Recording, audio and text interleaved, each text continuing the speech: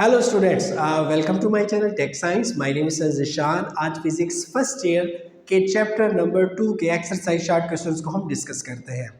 First of all जो पहला question है डियर स्टूडेंट्स, आप उसके लिए अपनी टेक्स्ट बुक निकालें। वीडियो को पॉज करना चाहे तो आप पॉज कर सकते हैं।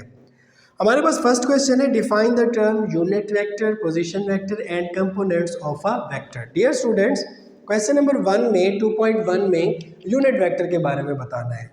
अगर किसी वेक्टर का मैग्नीट्यूड 1 हो तो आप उसको यूनिट वेक्टर कहते हो। यूनिट वेक्टर को शो करते हैं ए हैट ए कैप से। Equal is equal to vector divided by vector का मैग्नीट्यूड। सेकंड नंबर पे आप देखें X axis Y axis Z axis. X axis के along unit vector I, Y के अलॉन्ग जे, जेड के along K. Position vector क्या करता है? पोजीशन वेक्टर एक वेक्टर की पोजीशन को शो करता है विद रिस्पेक्ट टू ओरिजिन। अब देखें आप, ये एक पॉइंट था, इसकी पोजीशन को शो कर रहे हैं हम ओरिजिन से, तो पोजीशन वेक्टर क्या हुआ हमारा आर। एक्सेस के अलॉन्ग आर एक्स और वाई एक्सेस के अलॉन्ग आर वाई। आई और जे क्या हो जाएंगे? यूनिट वेक्टर्स हो जाएंगे। Components of a vector, effective value of vector. Component of a vector, vector की इफेक्टिव वैल्यू होती है along specified direction, specified direction के अलॉन्ग। वेक्टर इन कंपोनेंट्स का सम होता है और ये एक दूसरे के साथ क्या होते हैं डियर स्टूडेंट्स? म्यूचुअली परपेंडिकुलर होते हैं। A x is equal to a cos theta, a y is equal to a sine theta. Question number 2 की तरफ चलते हैं। रीड करें, the vector sum of 3 vectors give 0 resultant. 3 vectors को add करो तो जो सम है वो क्या देगा? 0 रिजल्टेंट देगा। What can be the orientation of the vector? Vector की ओरिएंटेशन क्या होगी? डियर स्टूडेंट्स, वेक्टर को हमें ऐड करना होगा, तो वेक्टर को ऐड करने के लिए आप देखें ये फर्स्ट वेक्टर है, सेकंड वेक्टर के साथ इसको ऐड कर रहे हैं। तो ऐड कैसे करेंगे बेटा? हेड टू टेल रूल से करेंगे। तो हेड टू टेल रूल से जब आप इसको ऐड करते हो तो फर्स्ट वेक्टर के हेड से आप सेकंड वेक्टर की टेल को मिलाते हो। फर्स्ट के हेड से आपने किसको मिलाया? सेकंड की टेल को मिलाया। और रिजल्टेंट वेक्टर के केस में आपने इस वेक्टर की हेड से दूसरे की टेल को मिलाया, तो ये क्या बन जाएगा? रिजल्टेंट वेक्टर बन जाएगा। इन दोनों के दरमियान जो एंगल है डियर स्टूडेंट्स वो क्या होना चाहिए? 60 डिग्री। अगर आप वेक्टर को जोड़ो हेड टू टेल रूल के साथ, उनके दरमियान एंगल 60 डिग्री का हो तो उनका जो वेक्टर सम है डियर स्टूडेंट्स वो किसके इक्वल हो जाएगा? 0 के। So a plus b plus c is equal to 0। Now चलते हैं थर्ड क्वेश्चन के ऊपर। A vector lies in x y plane. एक वेक्टर एक्स वाई प्लेन के अंदर लाई करता है। फॉरवर्ड ओरिएंटेशन, इस ओरिएंटेशन में both of its rectangular components will be negative. इसके दोनों कंपोनेंट्स क्या होंगे? नेगेटिव होंगे। Forward orientation will its components be opposite sign. इनके कंपोनेंट्स के कैसे साइंस होंगे? अपोजिट साइंस होंगे। डियर स्टूडेंट्स, हमारे पास जब वेक्टर थर्ड क्वाड्रेंट में होगा तो इसके दोनों कंपोनेंट्स क्या होंगे स्टूडेंट्स? नेगेटिव होंगे। और अपोजिट कंपोनेंट होंगे कौन से क्वाड्रेंट में? सेकंड में और फोर्थ में। इस बात को मैं आपको एक्सप्लेन करता हूँ। देखिए स्टूडेंट्स, हमारे पास ये हो जाएगा x पॉजिटिव, ये हो जाएगा x नेगेटिव, ये हो जाएगा y पॉजिटिव, ये हो जाएगा हमारे पास y नेगेटिव। अगर आप बात करते हैं कि वेक्टर के दोनों कंपोनेंट नेगेटिव कब होंगे, तो यहाँ पे x नेगेटिव है, y नेगेटिव है, तो थर्ड क्वाड्रेंट में दोनों के कंपोनेंट्स क्या हो जाएंगे? नेगेटिव हो जाएंगे। अब हम बात करते हैं स्टूडेंट्स किसकी? अपोजिट साइंस की। तो ये x पॉजिटिव, ये x negative, y positive, y negative. तो डियर स्टूडेंट, यहाँ पे x पॉजिटिव है, y नेगेटिव है, तो अपोजिट साइन के लिए एक तो वेक्टर हमारा यहाँ पर आना चाहिए। इस केस में देखिए x नेगेटिव है, y पॉजिटिव है, तो अपोजिट साइन के लिए हमारा वेक्टर यहाँ पर भी आ सकता है। तो अपोजिट साइन कहाँ पर होते हैं? सेकंड क्वाड्रेंट के अंदर और फोर्थ क्वाड्रेंट के अंदर। डियर स्टूडेंट्स, क्वेश्चन नंबर 4 को रीड आउट करते हैं। क्वेश्चन नंबर 4 में कहता है if one of the rectangular component of a vector is not 0। अगर किसी वेक्टर का एक कंपोनेंट 0 नहीं है, कैन इट्स मैग्नीट्यूड भी 0? क्या उसका मैग्नीट्यूड 0 हो सकता है? इसको आपने एक्सप्लेन करना है। डियर स्टूडेंट्स, देखें मैग्नीट्यूड का जो फार्मूला है वो इक्वल होता है a is equal to square root a x square plus a y square. Question की स्टेटमेंट ये है कि एक कंपोनेंट को 0 नहीं होना चाहिए, तो मैं लिख देता हूं a x is not equal to 0, a y is equal to 0। जब 0 होगा तो a is equal to a x square plus 0 square. So a x square पूरे का आप क्या ले लोगे, square root. So a is equal to a x. So students know its magnitude can not be zero, इसका magnitude zero नहीं हो सकता because magnitude contain the sum of square of its components, sum of square of its component. कहता है if one of the component of the vector is not zero, देखिए एक component zero नहीं है, अगर उसके साइन भी अपोजिट हो तो जो रिजल्टेंट है वो जीरो हमारे पास देखिए नहीं आया, वो किसके बराबर आया, उस कंपोनेंट के ही बराबर आया। डियर स्टूडेंट क्वेश्चन नंबर 5 पे चलते हैं। Can a vector have magnitude greater than the vector, can a vector have component greater than vector magnitude, क्या वेक्टर का कंपोनेंट उसके मैग्नीट्यूड से बड़ा हो सकता है? तो हम इसको देखते हैं। स्टूडेंट्स देखें वेक्टर का हमारे पास जो फार्मूला है a is equal to square root a x square plus a y square.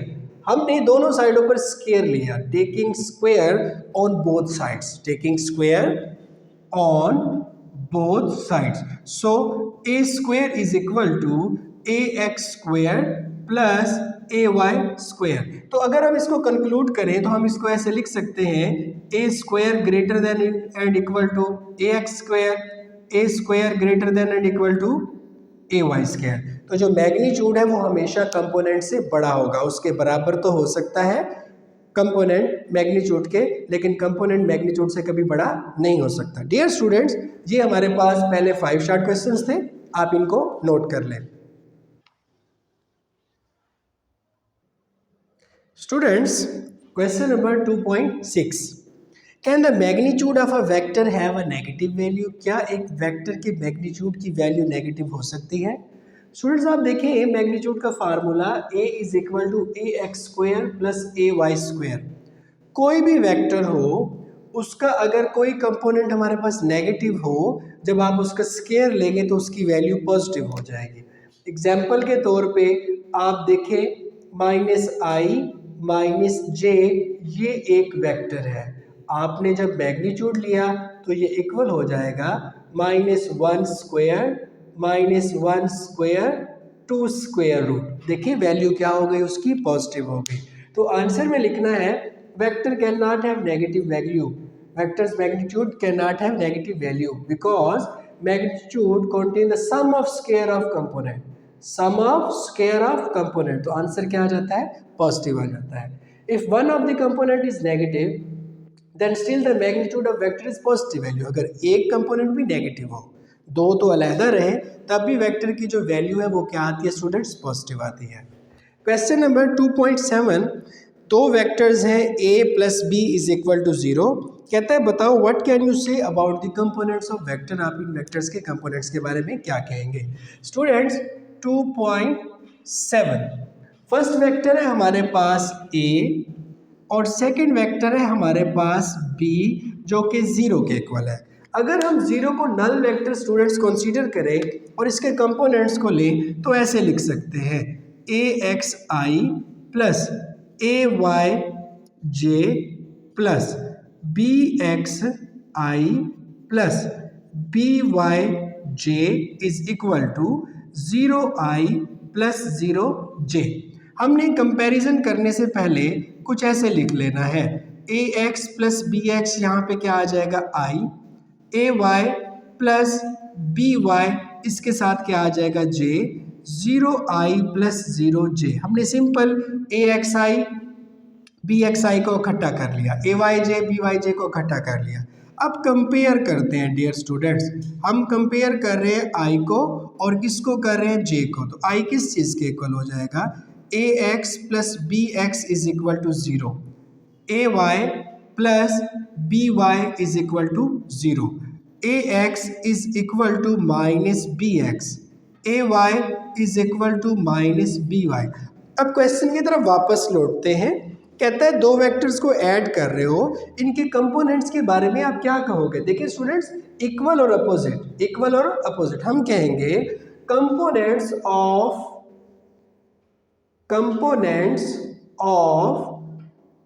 these vectors are equal and opposite। Dear students इनके जो कंपोनेंट्स हैं वो इक्वल और क्या हो जाएंगे, अपोजिट हो जाएंगे। 2.8 under what circumstances vector have component that are equal in magnitude. किस सर्कमस्टांसेस में जो वेक्टर के कंपोनेंट्स हैं वो मैग्नीट्यूड में क्या होंगे, इक्वल होंगे। डियर स्टूडेंट्स 2.8 हमने फर्स्ट ऑफ ऑल लिखना है a vector A make an angle theta, let a vector A make an angle theta, make an angle theta with x axis। वो क्या बना रहा है, एंगल थीटा बना रहा है एक्स एक्सिस के साथ। तो स्टूडेंट्स आप देखें ये हो जाएगा एक्स एक्सिस, ये हमारे पास हो जाएगा वाई एक्सिस। ये हमने वेक्टर बनाया जो एंगल क्या बना रहा है, थीटा। वेक्टर क्या हो गया स्टूडेंट ए। अब इसकी प्रोजेक्शन क्या हो जाएगी, ए एक्स, इसकी प्रोजेक्शन क्या हो जाएगी, ए वाई। डियर स्टूडेंट जब x की प्रोजेक्शन गिरती है तो वो ए एक्स आई और ए वाई जे के इक्वल होती है। तो हमने यहाँ पर लिख लिया ए एक्स और ए वाई कब इक्वल होंगे, ए एक्स को इक्वल होना चाहिए किस चीज़ के, ए वाई के। So a x is equal to a cos theta and a y is equal to a sine theta. Students a से ए हमारे पास क्या हो जाएगा, कैंसिल हो जाएगा। ए से ए क्या हुआ, कैंसिल हुआ। Sine theta divided by cos theta is equal to 1। Sine theta divided by cos theta is equal to 1। आप देखें साइन थीटा और कॉस थीटा किस चीज़ के इक्वल होता है, टेन थीटा के। Tan theta is equal to 1, theta is equal to tan inverse 1 which is equal to 45 degree, which is equal to 45 degree. मतलब अगर दोनों वेक्टर्स के कंपोनेंट्स को इक्वल होना चाहिए तो वेक्टर ये जो एंगल थीटा बना रहा है ये थीटा क्या हो डियर स्टूडेंट्स, 45 डिग्री हो। नेक्स्ट क्वेश्चन पे चलते हैं जो कि है 2.9। 2.9 में हमसे कहता है क्या पॉसिबल है कि हम वेक्टर क्वांटिटी को स्केलर क्वांटिटी में हम ऐड कर दें। तो आपने लिखना है no it is not possible to add a vector quantity to a scalar quantity because दोनों डिफरेंट हैं। स्केलर को आप ऐड करते हो मैथमेटिकल ऑपरेशन से जैसे प्लस का, और वेक्टर को आप ऐड करते हो हेड टू टेल रूल से। और स्केलर में सिर्फ और सिर्फ मैग्नीट्यूड होता है और वेक्टर में मैग्नीट्यूड भी होती है और डायरेक्शन भी होती है। क्वेश्चन नंबर 2.10 के ऊपर आ जाएं। ये बिल्कुल इसका आंसर जो है वो सेम है 9 की तरह। थोड़ा सा आपने स्टार्ट में लाइन लिख लेनी है, पहले क्वेश्चन को पढ़ें। 10 में कहता है क्या पॉसिबल है कि आप जीरो को नल वेक्टर में ऐड करो। क्या आप जीरो को नल वेक्टर में ऐड कर सकते हो कि नहीं कर सकते, तो आप लिखेंगे नो। नो लिख दिया। उसके बाद आपको जहां पे भी स्केलर का वर्ड नजर आता है डियर स्टूडेंट उसको चेंज कर दें आप जीरो के साथ, और जहां पे आपको वेक्टर का वर्ड नजर आता है उसको आप चेंज कर दें किस चीज के साथ, नल वेक्टर के साथ। किसके अंदर, ऊपर वाले आंसर के अंदर। ऊपर वाले आंसर में it is not possible to add a null a vector quantity to scalar quantity because they are different, because scalar are added by simple mathematical method and vector are added by head to tail rule। अब आप यहाँ पे लिखेंगे scalar की जगह पे इधर से लेके इधर तक आपने चेंज करना है। बाकी ऊपर वाला क्वेश्चन आपने क्या लिखना है, सेम लिखना है। स्केलर मतलब zero have magnitude only and null vector have both so they can not be added. अब आ जाते हैं क्वेश्चन नंबर 2.11 पे। स्टूडेंट्स 2.11 में कहता है दो वेक्टर हैं उनका मैग्नीट्यूड अनइक्वल है, क्या उनका सम जीरो हो सकता है, एक्सप्लेन करें। हमने कहा no sum they can not be zero, the sum will be zero only when the both vector have magnitude and opposite direction. The sum of vector and its magnitude and its negative vector is a null vector. कहता है null vector तब होता है जब एक vector हमारे पास positive हो और दूसरा वेक्टर उसका नेगेटिव वेक्टर हो। तो डियर स्टूडेंट्स इसका सम किसके इक्वल आ जाता होता है, जीरो के इक्वल आ जाता होता है। अब चलते हैं हम 2.12 के ऊपर। डियर स्टूडेंट्स 2.12 में कहता है कि sum and differences of two perpendicular vectors of equal length. Sum and differences of two perpendicular vectors of equal length. पहले देखते हैं हमारे पास ये हो जाता है स्टूडेंट्स वेक्टर ए और ये हो जाता है हमारे पास वेक्टर बी। देखिए परपेंडिकुलर वेक्टर्स हैं, ए और बी क्या है हमारे पास, परपेंडिकुलर वेक्टर है। अभी ये के साथ बी का एंगल 90 डिग्री है, ऊपर पॉजिटिव है, नीचे आएगा तो ये क्या हो जाएगा स्टूडेंट्स, नेगेटिव हो जाएगा। अब ये सम एंड डिफरेंस हम ले रहे हैं, तो जो रिजल्टेंट वेक्टर होगा वो कुछ इस तरीके से बन जाएगा, ये क्या हो जाएगा R. So R is equal to A plus B, यहाँ पे भी क्या आ जाएगा R, R is equal to A plus minus B. तो देखें ये हमारे पास आर है, हम इसको क्या ले लेते हैं, आर प्राइम ले लेते हैं। अब ये 90 का एंगल बना रहे थे और ये भी क्या बना रहे थे, 90 का एंगल बना रहे थे, ये दोनों क्या हो गए, परपेंडिकुलर हो गए। आगे चले कहता है of equal length are also perpendicular and of same length. वो कहता है ए और बी जो है इनकी लेंथ तो थी भाई सेम, ए और बी क्या थे हमारे पास लेंथ के अंदर सेम थे। कहता है ये जो हमारे पास आर और आर प्राइम है ये भी एक दूसरे के साथ परपेंडिकुलर है, इस बात को आपने प्रूव करना है। सिंपल सी बात है, इनका प्रोडक्ट ले लेते हैं, ए प्लस बी को हम मल्टीप्लाई करते हैं, डॉट प्रोडक्ट लेते हैं इसका ए माइनस बी के साथ। स्टूडेंट्स आपको पता है ये इक्वल हो जाएगा ए स्क्वायर माइनस बी स्क्वायर के। अब आपको पता है क्योंकि जो वेक्टर ए है वो इक्वल था हमारे पास किस चीज़ के, बी के। सो बी की जगह पे हमने क्या लिख दिया, ए लिख दिया, तो आंसर क्या आ जाएगा हमारे पास, जीरो आ जाएगा। तो प्रूव हुआ कि इनका प्रोडक्ट जीरो है, इनका प्रोडक्ट जीरो है, तो वेक्टर क्या है, परपेंडिकुलर। तो इन दोनों का आपस में जो एंगल है वो कौन सा हो जाएगा स्टूडेंट्स, 90 डिग्री हो जाएगा। डियर स्टूडेंट्स इस लेक्चर को आप नोट करें।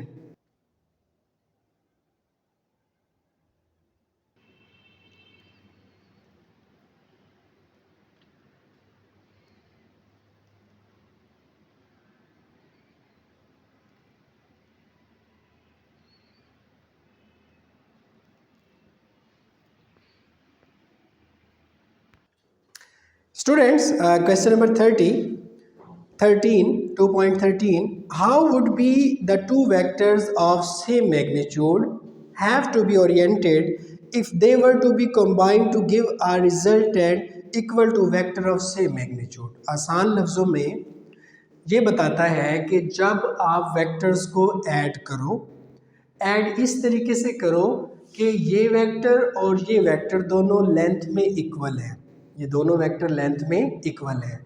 किस तरीके से ऐड करूँ, हेड टू टेल रूल से, कि रिजल्टेंट जो आए उसकी लेंथ भी इन दोनों वेक्टर्स के बराबर हो। वो एंगल होता है 120 डिग्री का। जब दो वेक्टर्स को 120 डिग्री के एंगल्स पर मैं जोड़ता हूँ तो जो रिजल्टेंट है वो दोनों वेक्टर्स की लेंथ के इक्वल आता है। स्टूडेंट्स इतना लिखने से तो आपको 2 नंबर नहीं मिलेंगे आपके पेपर के अंदर। तो आपकी टेक्स्ट बुक पे ये एग्जाम्पल नंबर किया हुआ है, मैं आपको बताता हूँ 2.3। तो एग्जाम्पल नंबर 2.3 आप इस क्वेश्चन नंबर 2.13 के अंदर लिख सकते हैं। नेक्स्ट क्वेश्चन है हमारे पास 2.14, इसमें कहता है 60 और 35 न्यूटन का मैग्नीट्यूड है, इनका कंबाइंड इफेक्ट बताएं। तो हमने 60 स्क्वायर लिया, 35 स्क्वायर लिया, सोल्व करने के बाद 70 आंसर आया, तो हमने इस आंसर 70 को चूज़ कर लिया। 2.15 में कहता है suppose the sides of a closed polygon represent a vector arranged head to tail rule, what is the sum of these vector। कहता है एक पॉलीगॉन बनाओ, उसकी साइड्स को वेक्टर से शो करो और इनका जो वेक्टर सम है वो किसके इक्वल होना चाहिए, जीरो के इक्वल होना चाहिए। देखिए स्टूडेंट्स हमारे पास ये वेक्टर ए हुआ, सेम ये वेक्टर बी हुआ, ये वेक्टर हमारे पास सी हुआ, ये वेक्टर हमारे पास डी हुआ, ये हमारे पास ई हुआ, ये हमारे पास एफ हुआ। तो students a plus b plus c plus d plus e plus f किस चीज़ के इक्वल हो जाता है, ज़ीरो के इक्वल हो जाता है, क्योंकि sum of this vector is equal to zero. Vector are arranged by head to tail rule. In this case head of last vector coincide with tail of first vector. हमारे पास last vector students ये f है, तो इसके head से पहले की tell ने कोइंसाइड किया, तो इनका सम क्या हो जाएगा स्टूडेंट्स, ज़ीरो हो जाएगा। क्वेश्चन नंबर 2 पॉइंट हमारे पास 15 के बाद 17 है। If all the components of vector a1 and a2 are reversed, how would this alter a1 cross a2। कहता है रिजल्टेंट के ऊपर क्या फ़र्क पड़ेगा कंपोनेंट्स को चेंज करने से। कहता है A and A2 making an angle theta with each other. A1 और A2 एक दूसरे के साथ थीटा एंगल बना रहे थे। कहता है according to the right hand rule vector product is in upward direction. मतलब जब A1 को आप A2 की तरफ मूव करवाते हो तो resultant is in direction of upward. कहते हैं जब आप रिवर्स कहते हो direction of A1 and A2 को, मतलब A2 नेगेटिव हो गया, A1 भी क्या हो गया, नेगेटिव हो गया, और थीटा को जब आप ऊपर लेके जाओगे अपोजिट डायरेक्शन से तो तब भी हमारे पास जो रिजल्टेंट है वो अपवर्ड होगा। तो कंक्लूड ये हुआ कि product of two vector remains unchange. दोनों वेक्टर्स का जो प्रोडक्ट है वो अनचेंज रहता है, इवन उनकी डायरेक्शन चेंज हो या ना हो। Now students, moving toward question number 2.18, name the three condition जिसके अंदर A1 cross A2 is equal to 0। देखिए A1 cross A2 is equal to 0, अगर A1 0 है A2 0 है तो इनका प्रोडक्ट 0 हो सकता है, या इन दोनों में से कोई एक 0 हो जाए। A1 cross A2 is equal to A1 A2 sine theta, अगर साइन 0 हो तब भी प्रोडक्ट क्या हो जाएगा, 0 हो जाएगा। अगर 180 हो तो तब भी प्रोडक्ट हमारे पास क्या हो जाएगा स्टूडेंट्स, 0 हो जाएगा। 2.19 में उसने कहा कि आइडेंटिफाई करो ट्रू और फॉल्स स्टेटमेंट। पहला स्टेटमेंट है अ body is in equilibrium implies that it is neither moving nor rotating. कहता है बॉडी इक्विलिब्रियम में तब होती है जब वो ना मूव कर रही हो ना वो रोटेट कर रही हो। डियर स्टूडेंट्स, अगर बॉडी ना मूव कर रही हो ना रोटेट कर रही हो तो वो स्टैटिक इक्विलिब्रियम में होता है, लेकिन जब बॉडी यूनिफॉर्म वेलोसिटी से मूव कर रही हो तो तब भी वो बॉडी इक्विलिब्रियम में होता है। तो ये कह रही है कि बॉडी इक्विलिब्रियम में तब होता है जब वो रेस्ट की हालत में हो, ना वो मूव करे ना वो रोटेट करे, तो ये स्टेटमेंट गलत है। अदर कंडीशंस भी होती हैं इक्विलिब्रियम की। So students, it is false statement, a body is not moving nor rotating is in static equilibrium. A body can be in dynamic equilibrium moving with uniform velocity. Second statement में कहता है कि coplanar forces act करती हैं on a body form a close polygon, the body is said to be in equilibrium. Body को equilibrium में कह सकते हो। स्टूडेंट्स, ये देखिए क्लोज पॉलीगॉन हमने बनाया था तो इसके अंदर हमारे पास जो सम था किसके इक्वल है, 0 के इक्वल है। अगर कोप्लेनर फोर्सेस हो, कैसी हो, फोर्सेस हो जो बॉडी के ऊपर एक्ट करे और क्लोज पॉलीगॉन बनाए तो उनका सम 0 होगा। तो फर्स्ट कंडीशन फोर्स की सेटिस्फाई हो जाएगी जो हमारे पास इक्वल हो जाएगी sigma F is equal to 0। So body is in equilibrium. Dear student, 2.20 में कहता है कि हमारे पास एक पिक्चर को सस्पेंड किया गया है from a wall bye 2 string, 2 रस्सियों के जरिए। कहता है shown by a diagram, figure बनाओ और शो करो स्ट्रिंग में टेंशन का मिनिमम होगी। देखिए स्टूडेंट्स, तस्वीर को लटकाया, उसका वेट W है, ये टेंशन हो गया, तो ये T साइन थीटा हमने ऐड कर लिया। T sine theta plus T sine theta is equal to W, add किया 2T sine theta is equal to W, T is equal to W divided by 2 sine theta. हमारे पास जो theta है वो 90 degree पे maximum होता है, so tension is equal to W by 2 sine 90। So answer will be W divided by 2। तो हमने क्या करना है, फिगर को ऐसे बनाना है कुछ। देखिए ये सपोर्ट है, इसके साथ हमने 2 स्ट्रिंग को जोड़ा और उसके साथ हमने नीचे किसको जोड़ दिया स्टूडेंट्स, पिक्चर को जोड़ दिया। ये T C साइन थीटा हो गया और ये भी क्या हो जाएगा स्टूडेंट्स, T साइन थीटा हो जाएगा। डियर स्टूडेंट्स, 2.20 ये है, आप इस लेक्चर को नोट कर लें। ये आपको जूम करके भी अभी मैं दिखाता हूँ। इसके बाद हम 2.21 को डिस्कस करते हैं।